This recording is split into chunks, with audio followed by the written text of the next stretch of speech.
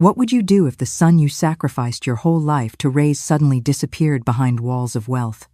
For Mabel, an elderly mother from a remote countryside, the 6-month silence from her successful son was more terrifying than any storm.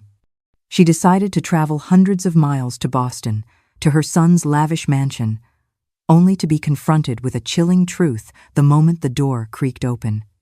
This is not just a story of a mother's love, but a journey to uncover a dark conspiracy hidden beneath a perfect facade. If you are listening from anywhere in the world, leave a comment and subscribe, because some truths need to be spread, even if they might shake your beliefs. Some stories, no matter how painful, must be told. The dawn was just beginning to tint the fields with light when Mabel woke up, as she had done her entire life. Her small home in rural West Virginia, with furniture worn by time, was submerged in the same silence as always, a silence that in recent years had become heavier. The morning chill seeped through the walls, but that didn't matter to her. Mabel had something more urgent that troubled her: her son. Mabel had grown accustomed to long, sleepless nights, thinking about her son. 6 months had passed since his last brief, cheerful phone call. The letters she sent went unanswered, and the last one, a birthday card filled with a mother's love, had just been returned to her, stamped "Returned to sender." That was the final, chilling sign. Although she had tried to justify his silence with the relentless pace of life in Boston, the returned card was a rejection she could not ignore. The neighbors' questions, "And your son, Mrs. Mabel?" now felt like salt in a wound. As she dressed in her best clothes, a simple tweed skirt and a worn cotton blouse, Mabel made a decision. The silence had become a physical weight. If Julian wouldn't come to her, she would go to him. She had raised her son with her own hands, working from sunrise to sunset, in the fields after her husband's death. He was everything to her. She couldn't leave him without at least knowing the truth. Was he okay? Had he found something that was keeping him from his mother, or was there something darker behind his disappearance? With a small suitcase in hand, Mabel left her house, closing the door with a lump in her throat. The journey to the city was a formidable one, a long haul on a Greyhound bus that would carry her hundreds of miles from everything she knew. The emotional weight of it made the hours seem to stretch into days. She sat in a corner, watching the familiar Appalachian landscapes recede through the window, the green hills and winding roads of her life giving way to the flat, sprawling highways of the coast. She remembered the last time she had said goodbye to Julian as he left for the city, his face bright with dreams and promises. He promised to call, promised that his success would also be hers. But now, with the silence of the past 6 months weighing on her, those once hopeful memories filled her with an overwhelming sadness. As the hours passed, the landscape changed. The vast hills of the countryside transformed into gray, tall buildings that seemed to defy the sky. The city was noisy, bustling, and to Mabel, completely foreign. The car lights, the incessant noise of traffic, the rush of people, it all made her feel small, as if she were in a place where she didn't belong. But there was no turning back. Julian was here, and she had to find him. Upon arriving at the bus station, Mabel felt overwhelmed by the number of people coming and going without even noticing her. With difficulty, she found the crumpled paper with Julian's estate address. She had kept it in her purse since the last time he wrote to her. The address was in one of the most exclusive areas of the city, a place she never imagined visiting. She took a taxi, and as the car drove her through the luxurious streets, Mabel gazed in amazement at the enormous buildings and mansions that passed by her window. She had never seen houses so large, so perfect. They were cold, immaculate, and seemed lifeless. She remembered Julian's promise. "One day, I'll bring you to live with me, Mom. To the city, where everything is easier, more comfortable." But Mabel never wanted to leave her life in the mountains. The only thing she ever wanted was for her son to be happy, even if it meant being far from her. Finally, the taxi stopped in front of an imposing estate. The wrought iron gates and the perfectly manicured garden intimidated her. With trembling hands, she paid the taxi driver and got out of the car, standing in front of the door. She felt the weight of the luxury that surrounded her, as if the place itself was judging her. She took a deep breath and gathered her courage, ringing the doorbell. Several minutes passed, which for Mabel seemed like an eternity. Finally, the door opened slowly, revealing a young, elegantly dressed woman. Her beauty was cold, and her eyes, upon meeting Mabel's, filled with a mixture of surprise and contempt. "Yes?" the woman asked, not even trying to hide her disdain. "I'm Mabel, Julian's mother," she replied with a trembling voice. The woman's face showed no emotion, not a smile, not a welcoming gesture. "Julian is not home," she said curtly. "He's very busy with his company." Mabel's disappointment and unease intensified, but she didn't let herself be intimidated. She had come from far away, had traveled with a broken heart to see her son, and she wouldn't leave so easily. "I've come from the countryside to see him. I can wait until he returns," she said with a calmness that didn't reflect the emotional chaos she felt. Isabella, as the woman introduced herself, looked at her with a mixture of irritation and disdain. After a few seconds of discomfort, she finally agreed to let her in, leading her to a small room next to the entrance. The contrast between the opulence of the mansion and Mabel's humility was evident, but she didn't let it affect her. She just wanted to know where her son was and why he hadn't told her anything about his new life, especially about his marriage. The wait would be long, but at that moment, Mabel was willing to do anything to be reunited with Julian. The silence in the house, however, was unsettling, and as Mabel settled into a sofa that looked like it had never been used, a dark feeling began to grow in her chest. Something was not right. She could feel it. Mabel couldn't stop looking around as she settled into the enormous and luxurious living room of the estate. The contrast between the old furniture of her country house and the coldness of the opulence that surrounded her at that moment was overwhelming. The walls were adorned with expensive paintings, and the velvet curtains fell heavily to the floor, as if hiding secrets behind them. However, despite the luxury, something in that place seemed empty to her, as if the house itself lacked life. Mabel shifted uncomfortably on the leather sofa, which creaked under her weight. She couldn't shake the feeling that she didn't belong there, but her love for Julian kept her steadfast. She had traveled so far to see him, and she wouldn't leave without answers. She looked around for signs of her Sona photo, some memento that would confirm this was his home, but she found nothing. Not a single photograph of Julian, not a trace of his presence. It was as if the mansion reflected nothing of him. A few minutes passed before Isabella, Julian's wife, returned to the room. Her expression remained cold, almost detached, and she carried a cup of tea, which she placed in front of Mabel on a low coffee table. "Here to warm you up," she said with an indifferent tone.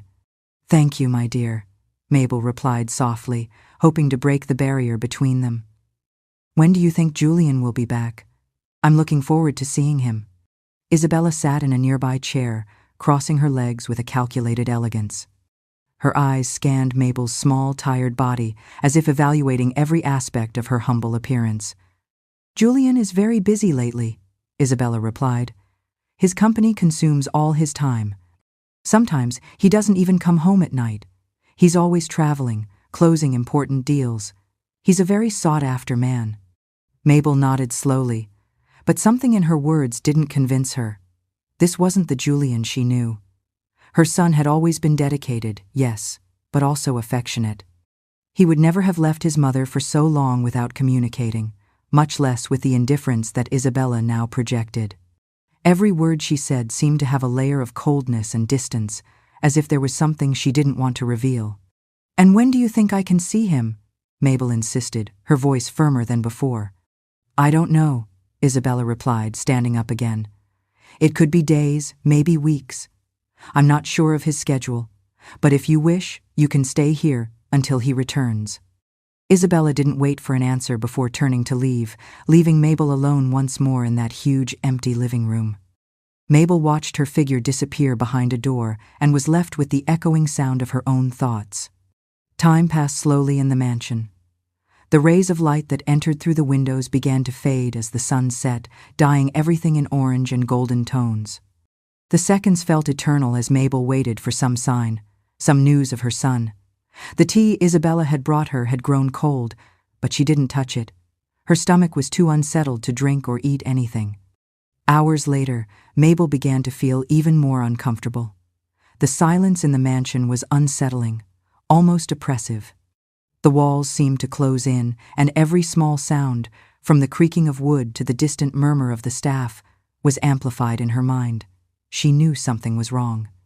Her mother's instinct screamed at her that there was something hidden behind that coldness, something Isabella was not willing to tell her. The house staff passed by from time to time, avoiding looking at her directly. They were like shadows, moving quickly from one room to another, as if they wanted to remain invisible. This only increased the unease in Mabel's heart. No one gave her a smile, not even a look of understanding. She felt like a stranger in her own son's life. Finally, when darkness completely enveloped the house, Isabella returned to the living room. This time, she offered no explanation or kind word. She simply stopped at the entrance, looking at Mabel. "It's late, Mrs. Mabel," she said without emotion. "I will ask Arthur, our butler, to take you to a room so you can rest. Julian may be several days late in returning." Mabel stood up, nodding slowly. Although her heart was full of uncertainty, she wanted to say something, to ask more, but she knew Isabella would give her no answers. Her son's wife had an impenetrable barrier around her, and there was no way to get through it for now. The butler, Arthur, appeared at the door. He was an older man, with a face marked by experience and a cautious expression. He motioned for Mabel to follow him through the dark corridors of the mansion in silence. As they walked, Mabel noticed that Arthur avoided making eye contact with her, but there was something in his attitude that made her think he knew more than he let on. They arrived at a small room, far from the center of the house. It was nothing more than a guest room, but for Mabel, it was more than enough. She was exhausted, both physically and emotionally. She sat on the edge of the bed, listening to the echo of Arthur's footsteps fading down the hallway. The silence fell upon her again, a silence that weighed on her chest. Before Arthur closed the door, Mabel stopped him with a question that had been on her mind since she arrived. "Excuse me, Arthur, right?" she said softly. "Do you know when my son will be back?" Arthur hesitated, as if unsure whether he should answer. Finally, he nodded slightly without looking at her. "Your son, Julian, is complicated, Mrs. Mabel. He is busy," he said, and without adding more, he closed the door behind him. Arthur's words resonated in Mabel's mind. There was something in the way he spoke that left her uneasy. The same empty words that Isabella had repeated, but this time with a tone that hinted at something more. What were they hiding? Lying on the small bed, Mabel tried to close her eyes, but she couldn't sleep. Her son was somewhere, perhaps closer than she thought, but wrapped in a mystery she couldn't comprehend. What was Isabella hiding from her, and why did no one seem to want to talk about him directly? As her thoughts wandered, Mabel knew one thing for sure. She would not leave that mansion until she discovered the truth about her son. Something was wrong. She felt it in the depths of her heart. The first ray of sun entered through the heavy curtains of the room when Mabel opened her eyes after a night full of restless dreams. The emotional exhaustion weighed on her body, but she knew she couldn't stop. Although Isabella insisted that Julian was traveling, her heart told her otherwise. There was something in that mansion that didn't fit, something that everyone around her seemed to be hiding. She got up slowly, feeling the cold of the floor under her bare feet, and dressed in the same clothes she had brought from the countryside. Once ready, she decided to go down to the dining room, hoping that perhaps Isabella would finally give her more concrete news about her son. As she walked through the long corridors, the absolute silence enveloped her. She could barely hear the footsteps of the house staff moving like shadows between the rooms without giving her a single word or a glance. When she reached the dining room, she found the large table empty. No sign of Isabella, nor any other family member. Only a couple of servants passed from one side to the other, serving a breakfast that seemed more appropriate for a feast than for the solitude in which the house was found. She sat down slowly in one of the chairs, uncomfortable with the luxury that surrounded her, but decided to wait. Minutes, perhaps hours, passed, but Isabella did not appear. The mansion, despite its size, seemed empty, and the feeling of abandonment grew in Mabel's chest. The servants moved in a hurry, avoiding her, without even offering a simple gesture of courtesy. It was as if they were afraid she would ask them a question, as if Mabel's presence broke the controlled and cold routine that Isabella had imposed. After finishing breakfast without even remembering what she had eaten, Mabel decided to walk through the mansion. Something pushed her to discover what was happening, to find any clue that would reveal where Julian was. She passed by several locked rooms, which she found strange in such a large house. Every time she tried to approach one of the doors, a servant would appear, as if they were watching her, giving her an excuse to move away from that area. In one of the farthest corridors of the house, near the area that seemed reserved for the service staff, Mabel saw Arthur, the butler. He was bent over, cleaning an old table, but when he noticed her presence, he stopped. His eyes, laden with a mixture of concern and caution, watched her for a second too long. "Arthur," Mabel called, approaching slowly. The man looked up, and although he seemed uncomfortable, he did not avoid her like the others. "Mrs. Mabel," he replied in a grave voice. "Where is my son?" she asked directly, feeling that she could no longer pretend that everything was fine. Arthur tensed, as if that question had put him in a dangerous situation. He looked to the sides, making sure no one else was listening. "Ma'am," he began, but then fell silent for a moment, as if struggling with the words. "It is not my place to say." Mabel realized that Arthur knew something important, but for some reason he couldn't say it at that moment. However, her intuition told her that he was the key to discovering what was really happening in that house. "If it's not your place, then whose is it?" Mabel replied, trying to remain calm. "My son is all I have, and something tells me you are not telling me the whole truth." Arthur looked away, clearly affected by the situation. But before he could say anything more, a sound in the hallway alerted him. Isabella appeared in the doorway, her cold presence filling the atmosphere. "Is everything all right here?" she asked with a tense smile, looking at Mabel and then at Arthur, who immediately moved away, continuing with his work without saying another word. Mabel felt the weight of Isabella's gaze on her, but she said nothing. She knew that for the moment she had to be cautious. Pressing her lips together, she gave a small nod of her head and returned to the main living room.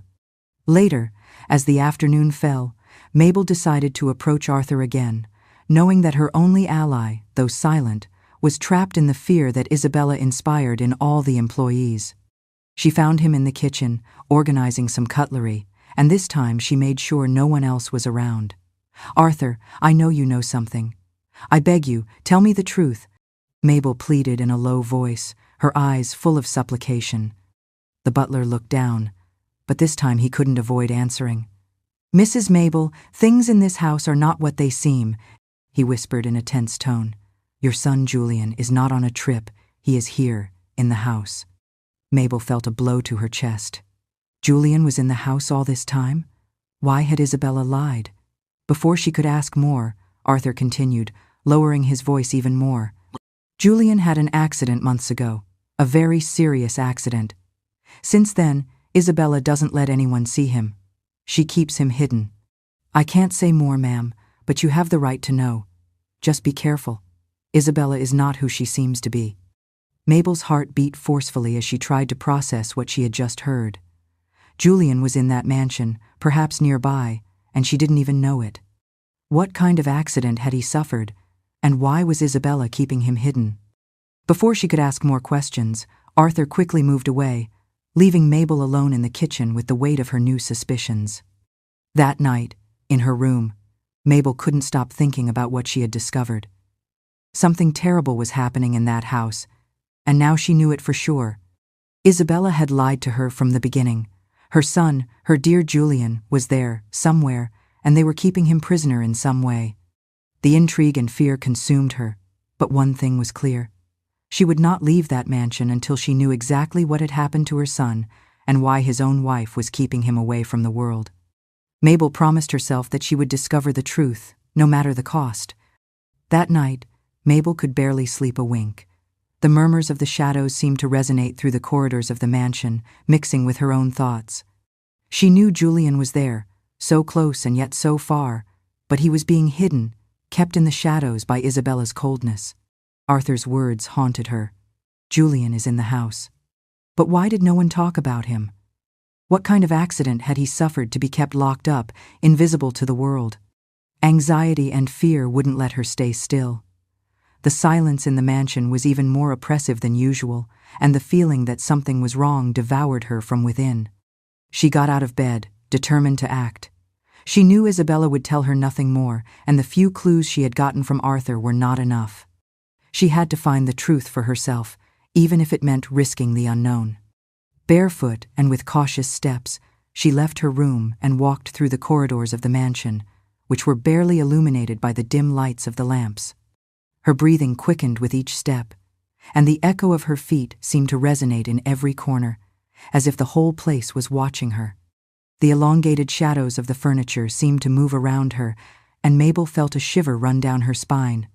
She passed by several closed doors, remembering how in previous days she had noticed that many of the rooms were completely locked. She stopped in front of one of those doors. It was a large wooden door with a heavy lock. Something inside her told her that behind that door was hidden a part of the truth she was so desperately seeking. She tried to turn the knob, but it was locked, like so many others. Just as she was about to walk away, she heard a sound of faint, almost imperceptible murmur.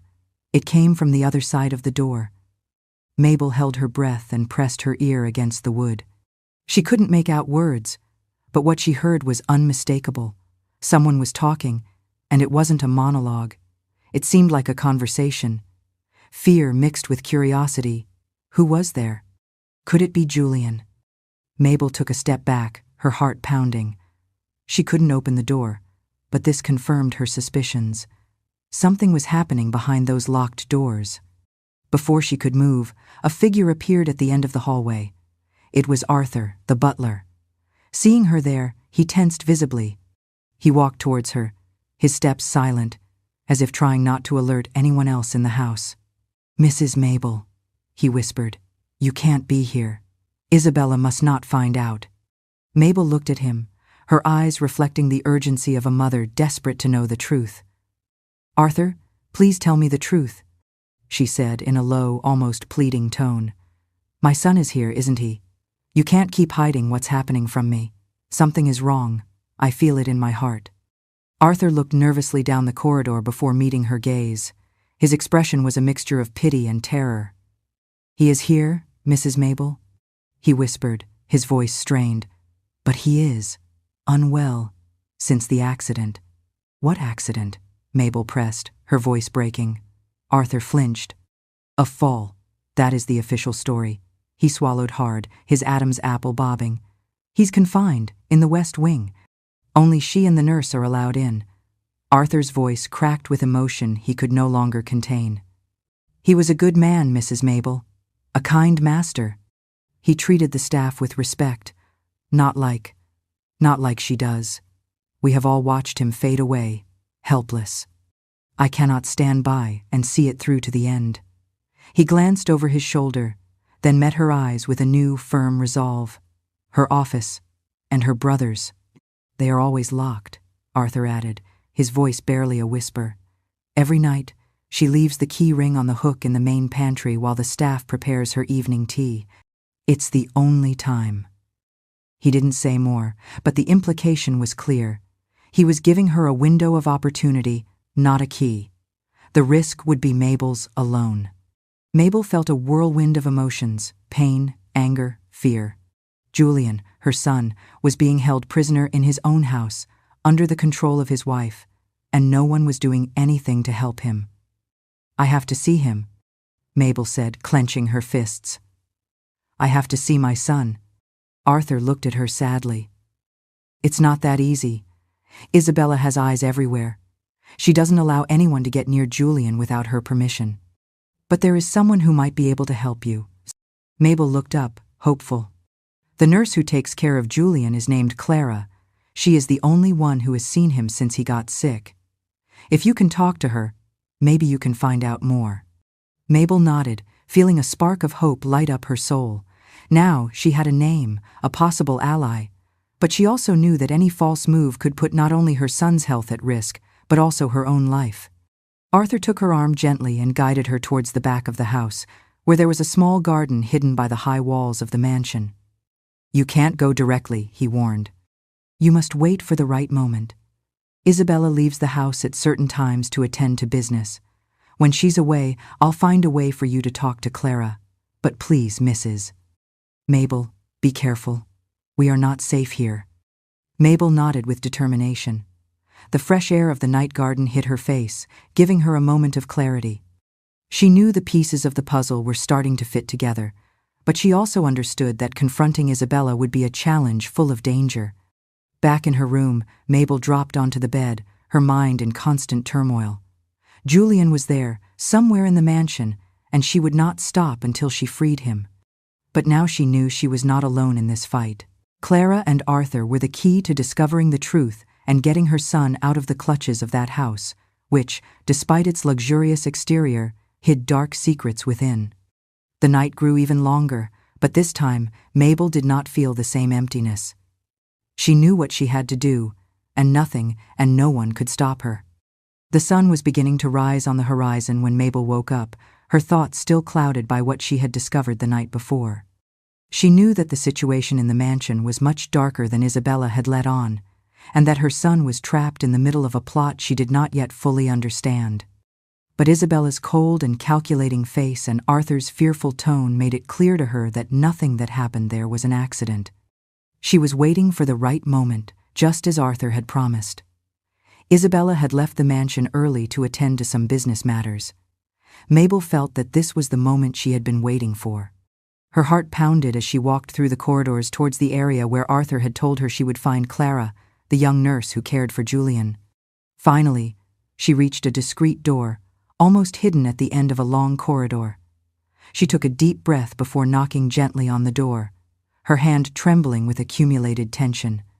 After a few seconds that felt like an eternity, the door opened, revealing a young woman with a tired but kind face. It was Clara. "You are Julian's mother?" Clara asked in a whisper, as if she already knew who she was, although she had never seen her before. Mabel nodded, her throat closing with contained emotion. "I need to know the truth about my son," she said, her voice trembling but firm. "Please, tell me what is happening. What has happened to him?" Clara looked nervously around, making sure no one was listening. Then, with a quick gesture, she motioned for Mabel to enter. Once inside, Clara closed the door carefully and turned to her, her eyes reflecting concern. "Mrs. Mabel, there are many things I shouldn't tell you, but you have the right to know," Clara began in an almost inaudible tone. "Your son is gravely ill, and not just because of the accident Isabella mentions. I can't prove it, but I suspect that Julian has been slowly poisoned." Mabel's world stopped in that instant. Clara's words fell like a dry blow on her chest. "Poisoned?" Mabel whispered, unable to comprehend. "How is that possible? Who could do such a thing?" Clara took a deep breath before continuing. "Isabella. She controls everything that happens in this house, and since Julian's accident, no one else has had direct access to his care. Except for me and a few people she trusts. The symptoms your son presents are not consistent with a fall. The weakness, the vomiting, the loss of mobility. Everything points to him having been consuming something that has weakened him slowly. I have no concrete proof, but every time he shows signs of improvement, he suddenly worsens after one of Isabella's visits." Mabel felt a cold rage take hold of her. How could Isabella do something so monstrous? Her son, her dear Julian, was being destroyed from within by the person he had trusted most. "It can't be," she said, struggling to hold back tears. "Why would she do that? What would she gain by harming him?" Clara looked at her with sadness. "Control. Since Julian fell ill, Isabella has taken control of all the businesses. She has made suspicious financial moves, and her brother, Caleb, is also involved. Everything points to them slowly emptying Julian's accounts, appropriating his assets. If Julian dies, Isabella would inherit everything." Clara's words sank deep into Mabel. Everything began to make sense. Isabella's coldness, the silence in the house, the evasive glances of the staff. It was a plot, a meticulously calculated plan to take from Julian not only his life, but everything he had built with so much effort. And meanwhile, her son lay in a bed, slowly wasting away. "We have to do something. We have to get him out of here," Mabel said, her voice laden with desperation. Clara nodded. "I know, but it won't be easy. Isabella has everything under control. Every medication Julian receives passes through her hands first, and she has the doctors under her command. I've tried to change the treatment, but every time I try something different, Isabella finds out. I don't know how much longer I can continue to help him without her noticing." Mabel felt a lump in her throat. The fear for her son's life was greater than ever, but she knew they couldn't stand by idly. They had to come up with a plan and do it quickly. But they needed proof, something they could take to the authorities to expose what Isabella was doing. Without proof, everything would be in vain. "Is there any way to get proof of what they're doing to him?" Mabel asked, her gaze fixed on Clara. The young nurse nodded, though cautiously. "I have been collecting samples of the medications Isabella gives Julian, and I think I can get a trusted doctor to analyze them. But I will need time, and it will be risky. If Isabella discovers what we are doing, she could make things worse for Julian." Mabel knew that time was not on her side, but she also understood that without proof, she would have no chance. Isabella and Caleb were dangerous, and any mistake could endanger not only Julian's life, but also Clara's and her own. "You have to do it, Clara. It's our only option," Mabel said, taking the young woman's hands with a desperate urgency. "Please, we have to save my son." Clara nodded with determination in her eyes. "I will do it, but you also have to be careful. Isabella is not stupid. If she suspects we are plotting something, she would not hesitate to act. What we are doing here is extremely dangerous." Mabel knew it. The danger loomed over her like a constant shadow, but the love she felt for her son was stronger than any fear. No matter what she had to do, no matter the risk, she would not rest until she saw Julian out of danger. As Clara began to collect the samples and prepare her plan to analyze them, Mabel was left alone in the small room. Her thoughts were a whirlwind of emotions. On one hand, she felt fear of what Isabella was capable of doing. But on the other hand, a growing fury and determination kept her on her feet. She knew that the fight ahead would not be easy, but she was prepared to face it. As she left the room, Arthur appeared in the hallway. His eyes, though tired, showed some relief. "Have you found out?" he asked in a low voice. Mabel nodded. "Julian is being poisoned. Isabella is killing him slowly." Arthur closed his eyes for a moment, as if what he had just heard confirmed all his suspicions. Then he looked at Mabel with determination. "I will help you in any way I can. We can't let Isabella get away with this." Mabel nodded. She knew that now more than ever she would need allies, and Arthur and Clara would be her pillars in this fight.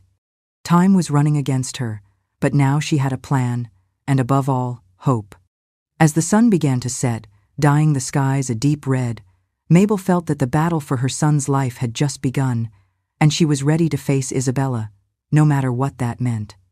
The days passed slowly in the mansion, each one laden with a silent tension. Mabel felt the weight of uncertainty crushing her more and more as she awaited the moment Clara could obtain the proof of Julian's poisoning. She couldn't afford to make a single mistake or act rashly. The threat posed by Isabella and Caleb was greater than she had imagined. During the day, Mabel spent most of her time walking the corridors of the house, observing the movements of the staff and Isabella with attention. However, her son's wife seemed busier than ever, constantly talking on the phone and leaving the house to attend to business matters. Although she maintained a facade of control and elegance, Mabel perceived the coldness and contempt every time Isabella crossed a room without deigning to look at her.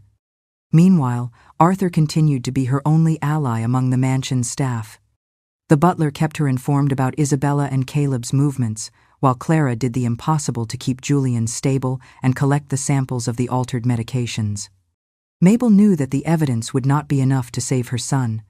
They also needed to unearth Isabella's past, something that could completely unmask her. One afternoon, while the gray sky threatened rain, Mabel decided to investigate on her own. She knew that somewhere in that mansion there must be more clues about who Isabella really was and what dark plans she was hiding. Arthur had warned her about Isabella and Caleb's offices, which were in one of the most remote rooms of the house. They were 2 rooms that were always locked, but the butler, in an act of loyalty and desperation, had provided her with a copy of the keys. With her heart beating rapidly, Mabel approached the door of Isabella's office. The mansion was unusually quiet, and she knew that Isabella and Caleb had gone out to attend an important meeting in the city. This was the moment she had been waiting for. The key turned in the lock with a faint click, and Mabel gently pushed the door open. The office was a perfect reflection of Isabella's personality, impeccably cold and without a hint of human warmth. Mabel's hands trembled as she searched the desk. There was no secret file conveniently labeled. Instead, tucked into a locked drawer she managed to pry open with a letter opener, she found not a confession, but pieces of a puzzle.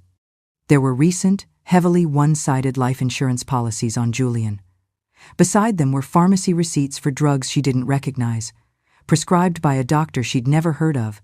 Most damning of all was a thin folder containing newspaper clippings from years past, detailing the accidental deaths of 2 other wealthy, older men Isabella's previous husbands. There were no direct links, but the pattern was chilling and undeniable.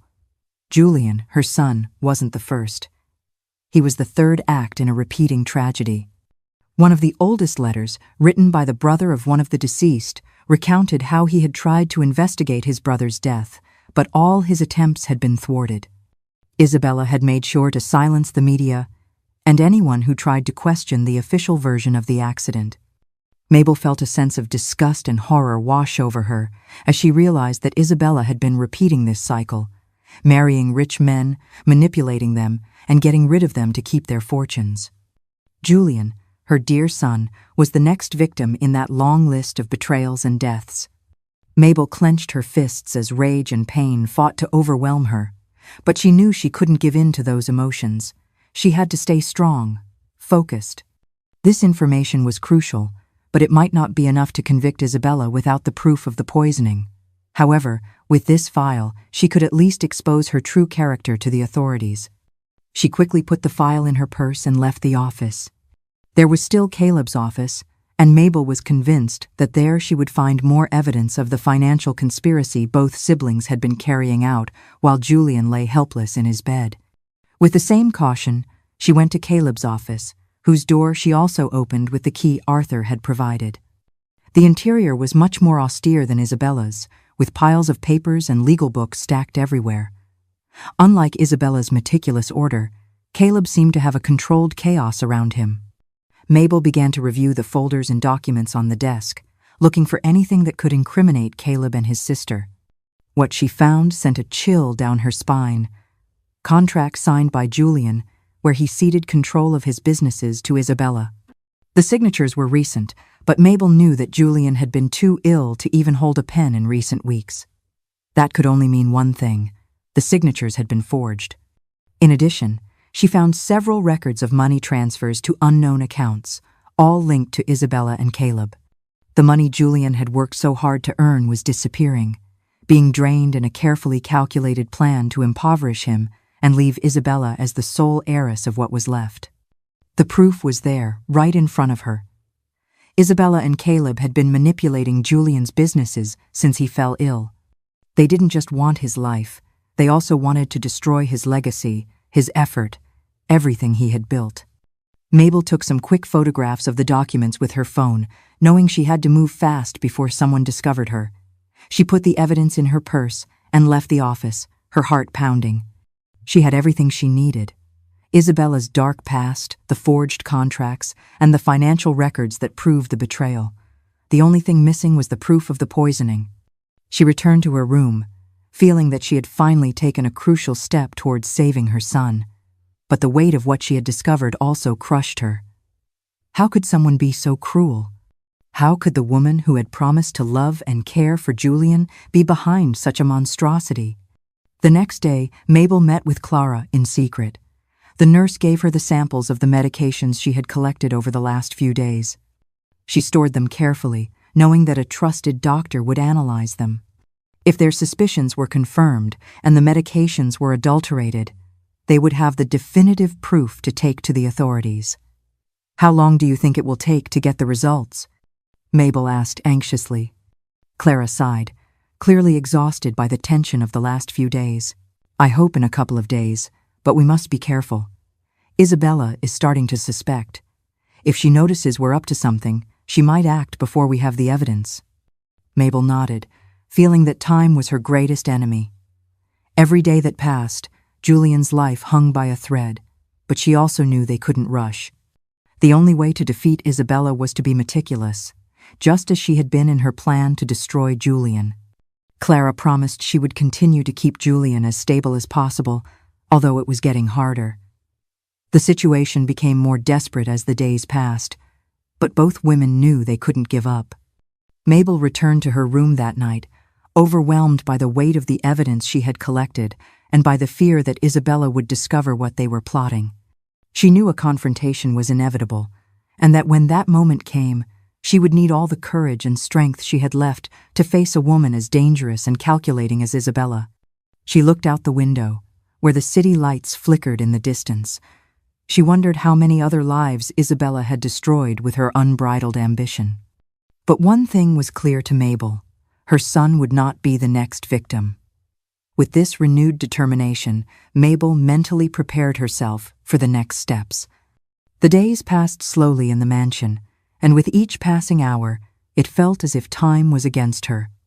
Mabel knew the situation was becoming more critical with each day Julian remained under Isabella and Caleb's control. However, she now had an advantage. The evidence was on its way, and her son's poisoning was about to be exposed. But there was something else that worried her deeply. Even if they got the proof, Julian was still a prisoner in his own home. Isabella had barely left the mansion in recent days, which complicated any attempt to get close to Julian. Her movements were cold and calculated, and Mabel couldn't help but feel that Isabella was beginning to suspect something. However, fate soon gave her the opportunity she was waiting for. One morning, Arthur informed her that Isabella and Caleb had an important meeting out of the city and would be gone for most of the day. This was the moment Mabel, Clara, and Arthur had been waiting for. The escape plan had to be executed now, while Isabella and Caleb were away. Any delay could be fatal. They knew they couldn't just take Julian out of the mansion without someone stopping them, so they had devised a meticulous plan. It was barely dawn when Isabella and Caleb left the house. The butler, always efficient and discreet, confirmed that the guards at the entrance and the security cameras had been temporarily deactivated thanks to a small malfunction he himself had orchestrated. Time was on their side, but they also knew that any mistake could cost them dearly. Clara was in Julian's room, preparing him for the move. Julian, though weak and barely conscious, seemed to sense that something important was about to happen. His eyes, dimmed by illness, moved slowly as he tried to understand what was happening around him. Mabel entered the room silently and stopped upon seeing her son in that state. She had spent weeks unable to get close to him, and now that she had him in front of her, she couldn't hold back her tears. The man who had been her pride, her strong and determined son, now lay in bed like a shadow of what he once was. His skin was pale, almost translucent, and his body had thinned so much that he seemed fragile, vulnerable. Seeing him like this broke her heart into 1,000 pieces, but it also ignited a strength in her she didn't know she had. She couldn't let Julian die in that place. "Julian, my son," she whispered as she approached the bed, gently stroking his hand. I'm here to get you out of this." Julian slowly turned his head towards her, and although he couldn't utter a single word, Mabel saw a flicker of recognition in his eyes. She knew that deep down, her son was still fighting, even though his body was weakened by months of poisoning. Clara approached delicately. "We have to move him now, before Isabella gets back," she said in a whisper. "I've prepared the ambulance. It will take us to a private clinic where he'll be safe." Mabel nodded, quickly wiping away her tears.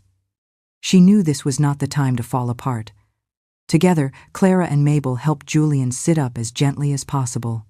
Julian's body could barely support itself, and every small movement seemed to cause him pain, but there was no alternative. They needed to get him out of there before it was too late.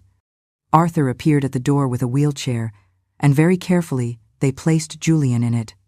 The silence in the mansion was absolute, but every little noise, from the squeak of the wheels to the rustle of the sheets, seemed to resonate loudly in the empty hallways. Any sound could alert someone, and they couldn't afford to be discovered. The journey through the mansion's corridors was tense, with every shadow and every corner feeling like an imminent threat. As they moved towards the back exit where the ambulance was already waiting, Mabel couldn't help but imagine what would happen if Isabella or Caleb returned early. Her heart pounded, and the sense of urgency grew with every step they took. Finally, they reached the back door. The ambulance was there, just as Clara had promised, with a driver she had hired, someone trustworthy who would ensure they reached the clinic without problems. With great care, they placed Julian on a stretcher and lifted him into the vehicle. Mabel didn't allow herself to relax until the ambulance doors closed and they began to move away from the mansion. Clara was by her side, closely monitoring Julian's condition as the vehicle sped towards the clinic. Although they knew the immediate danger had passed, the risk was still enormous. Isabella and Caleb would soon discover that Julian was not in the house, and when they did, they would react with fury. As the ambulance drove away, Mabel looked out the window, watching the mansion grow smaller in the distance. A part of her felt relief at seeing the place that had caused her son so much harm disappear behind them. But another part, the more rational one, knew that the real battle was about to begin. Getting Julian out of the mansion was just the first step. The private clinic they arrived at was small, discreet, and away from the hustle and bustle of the city. Clara had carefully chosen the place so that Julian could receive medical attention without Isabella or Caleb being able to interfere. As soon as they arrived, a medical team, aware of the situation, took charge of Julian, immediately taking him to a room where they began to treat him. Mabel remained in the waiting room, sitting on an uncomfortable plastic chair while Clara and the doctors worked inside. She knew they were doing everything possible to save him, but the wait was unbearable. Every minute that passed without knowing how her son was doing tore her apart. After what seemed like hours, Clara came out of the room with an expression of moderate relief. "Julian is stable for now," she said in a reassuring tone. "The doctors believe we can reverse some of the damage he has suffered, but it will be a long and complicated process. The important thing is that he is in a safe place." Mabel let out a breath she had been holding all day. Although her son was still fighting for his life, the fact that he was out of Isabella and Caleb's control was an immense relief. She knew Julian was not completely out of danger, but at least he had a chance to recover. "What do we do now?" Mabel asked, looking at Clara with eyes full of uncertainty. "Now we must wait for the results of the medication tests," Clara replied. "If we confirm that Julian was poisoned, we can bring the case before the authorities. The evidence you have about the financial movements will also be crucial. Isabella and Caleb will not be able to get away with this." Mabel nodded, although she knew that moment was still far off. There was still much to do, and Isabella's threat was still latent. They wouldn't stand idly by when they discovered Julian had escaped. But for now, Mabel allowed herself a moment of peace. Her son was safe, even if only temporarily, and that was more than she had had in weeks. With a tired but determined face, she sat in the waiting room, knowing that the fight was not over, but that at least they had taken an important step towards Julian's freedom.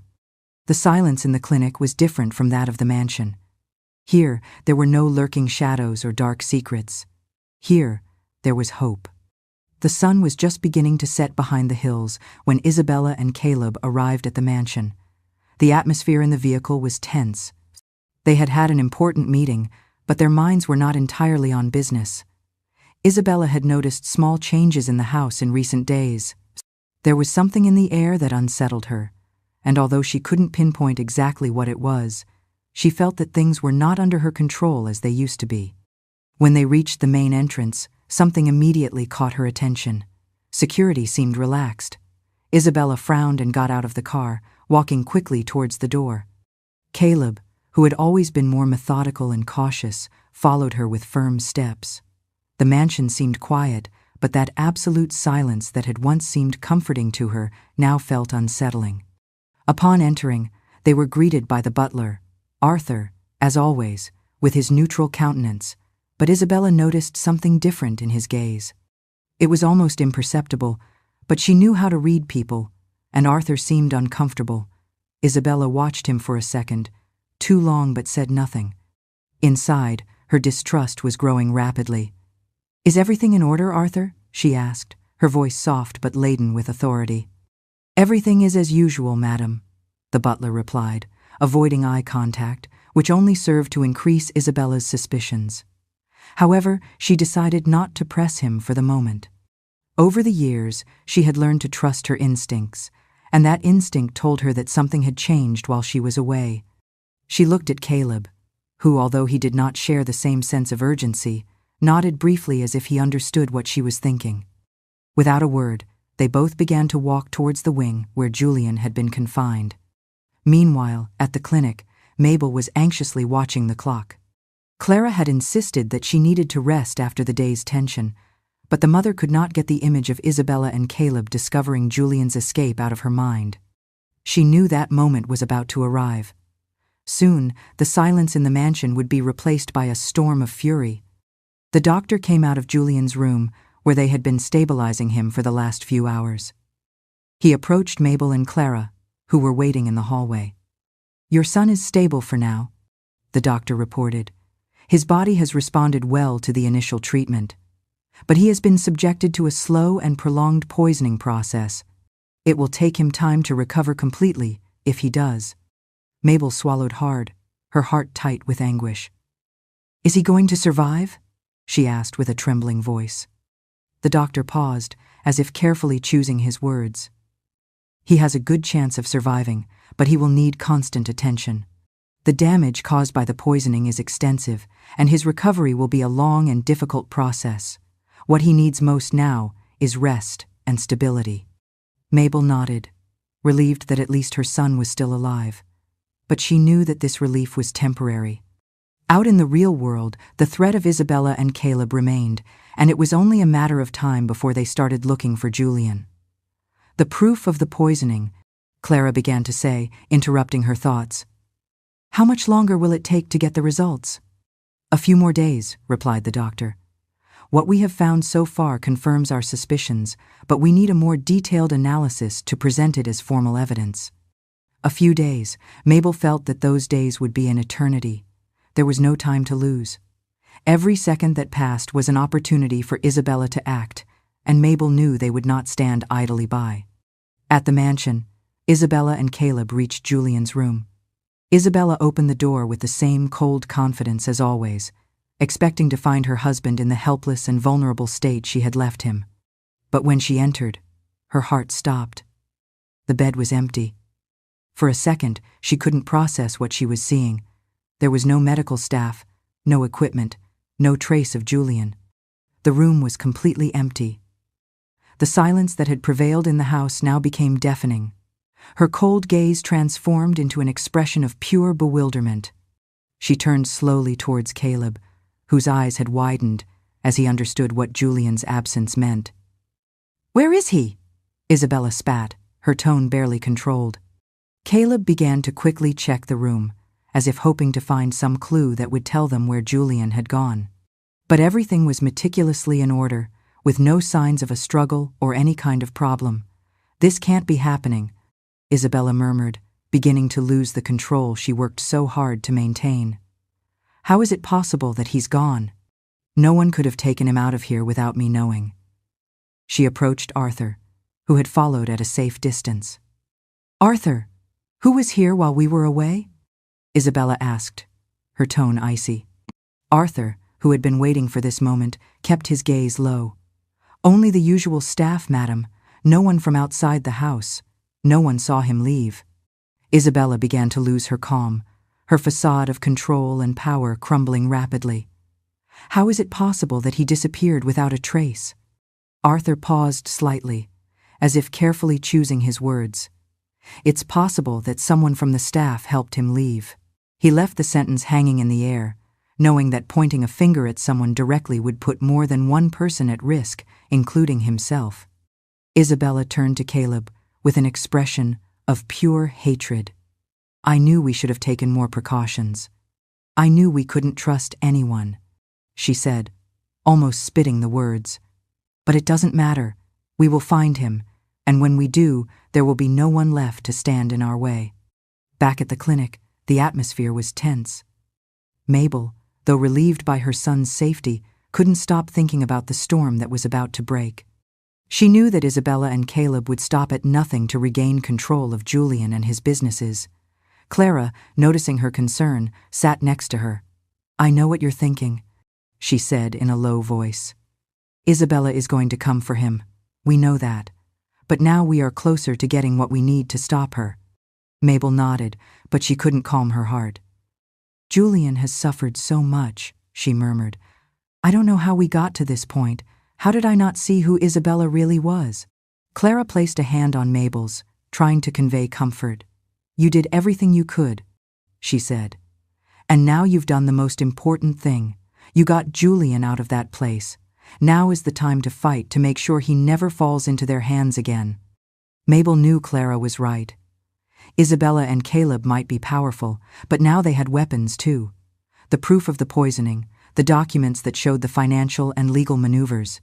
There were still many unanswered questions, but what was clear was that Julian was no longer a passive victim. They would fight for him, and this time Isabella and Caleb would face justice. As night fell and the fresh clinic air came in through the windows, Mabel mentally prepared for what was to come. It wouldn't be easy, but a mother's love is an unstoppable force. Isabella may have carefully planned her conspiracy, but she underestimated the power of love, sacrifice, and determination. The battle for Julian's life and legacy had just begun. The day began, like a calm before the storm. Mabel, sitting by Julian's bed in the clinic, watched her son breathe softly. The regular sound of the heart monitor was the only constant sign that life was still fighting within his weakened body. Beside her, Clara carefully checked Julian's vital signs, making sure everything was in order. The doctors had managed to stabilize him, but they knew that recovery would be slow and that the damage caused by the poisoning had left deep scars. However, the mere fact that Julian was safe and beginning to improve was a small victory, a ray of hope in the midst of darkness. But Mabel knew that the peace she felt at that moment was only temporary. She knew that Isabella would not give up easily, and that at any moment, her unleashed fury would fall upon them.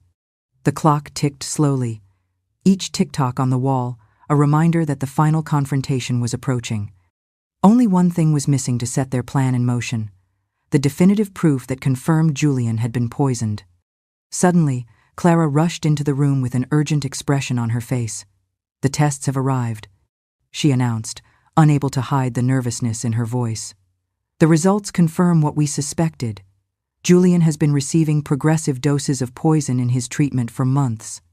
Mabel felt a mixture of relief and horror. Relief because they now had the evidence they needed to bring Isabella to justice, and horror because that evidence confirmed the evil of the woman who had betrayed her son.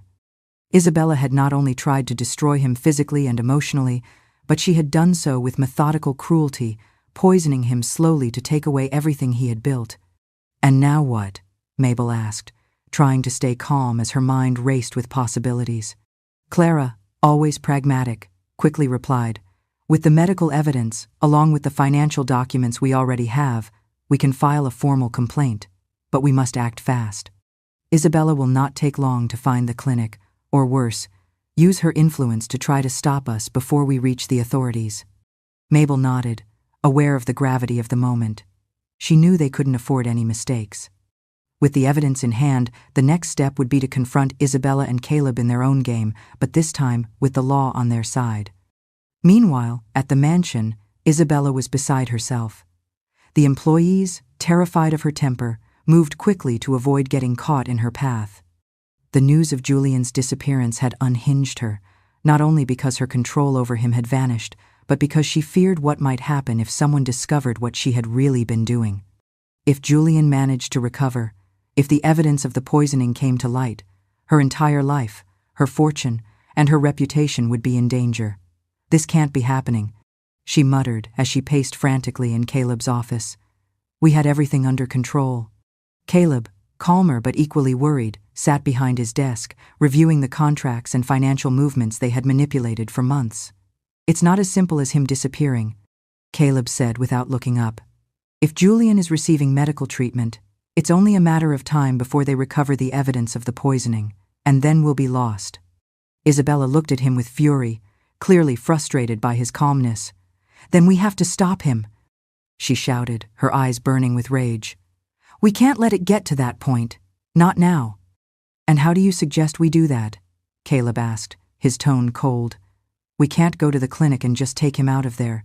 It's too late for that. Isabella knew her brother was right, but that didn't mitigate her desperation. She knew that Mabel and Clara were behind all of this, and the idea that her perfect plan was crumbling before her eyes filled her with anger.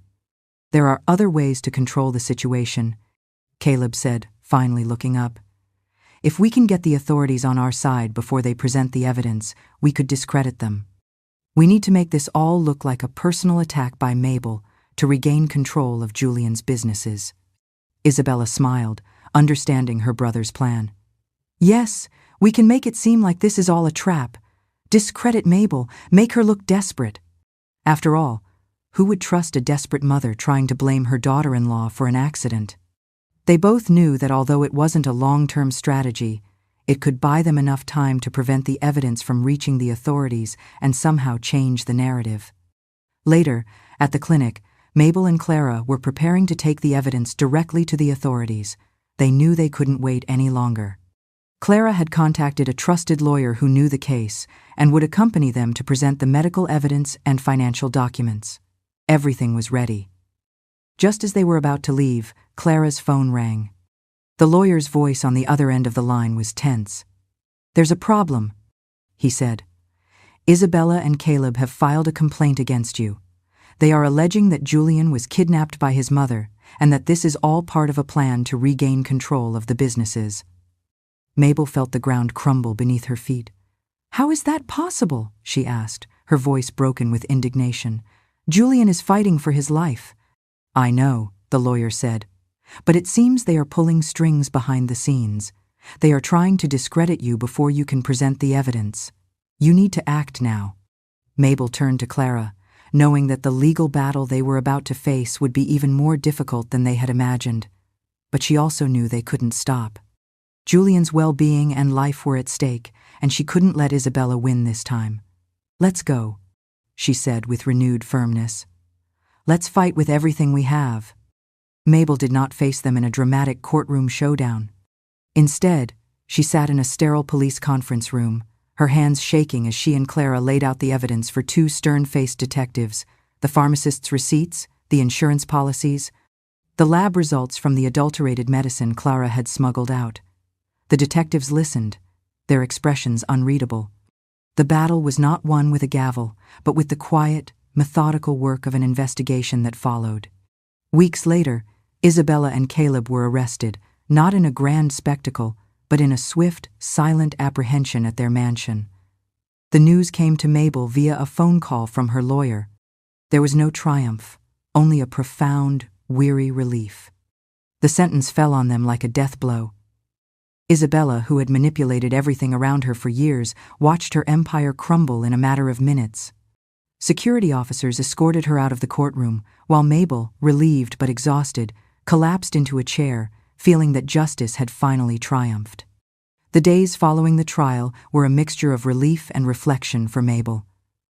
After Isabella and Caleb's sentencing, life began to return to a calmer pace. Although the healing process for both Julian and herself would be long, the warm summer wind blew gently over the countryside where Mabel had lived most of her life, and where she now found herself again, next to her son, who was slowly recovering in the tranquility of the family home.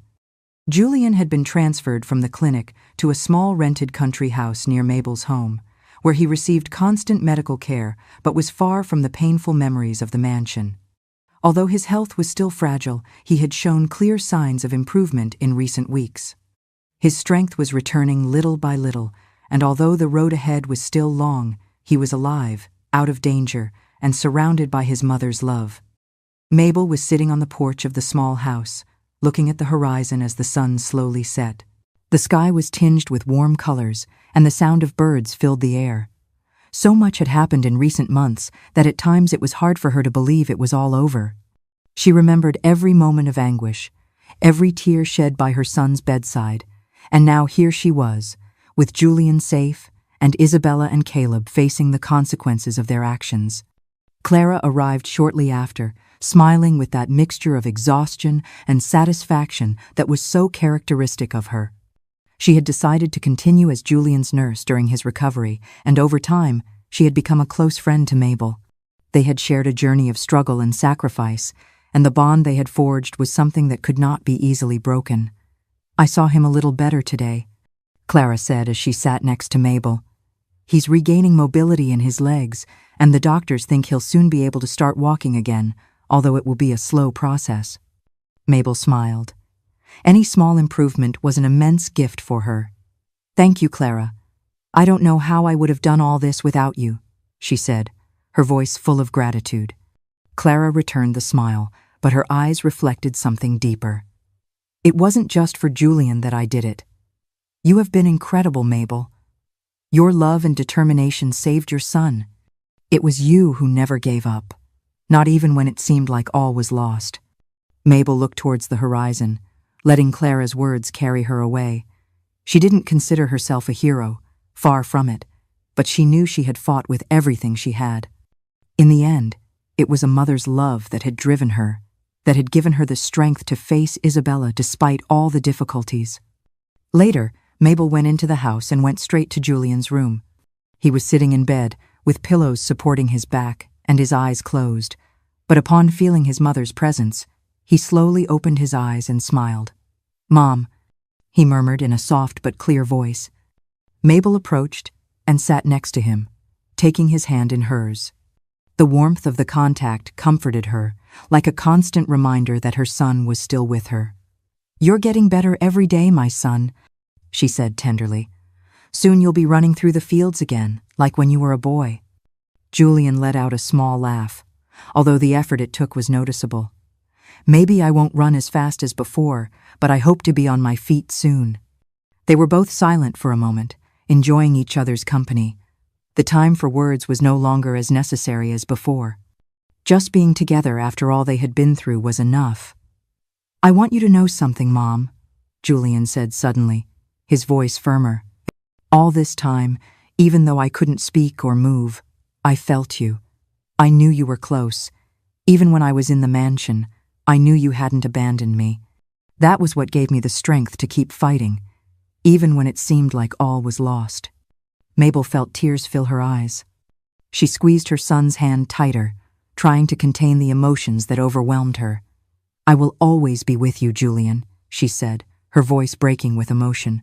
"Always." With the passing of days, life began to find a new balance. Julian gradually regained more mobility, thanks to physical therapy sessions and the constant support of Clara and the doctors. The process was not easy, but each small step represented a victory, not only for him but also for Mabel, who saw her son becoming the strong and determined man she had always known again. On the other hand, Isabella and Caleb were sentenced to prison for their crimes. The trial had been a catharsis for Mabel, who, although full of pain for what her son had suffered, could see how justice finally prevailed. The empire that Isabella had tried to build on lies and betrayal collapsed, and although the damage done to Julian could not be completely erased, at least now she knew he was out of danger. Over time, Mabel decided to go back to living in her house in the country, the place that had always been her refuge, while Julian remained nearby in the small country house where he continued his recovery.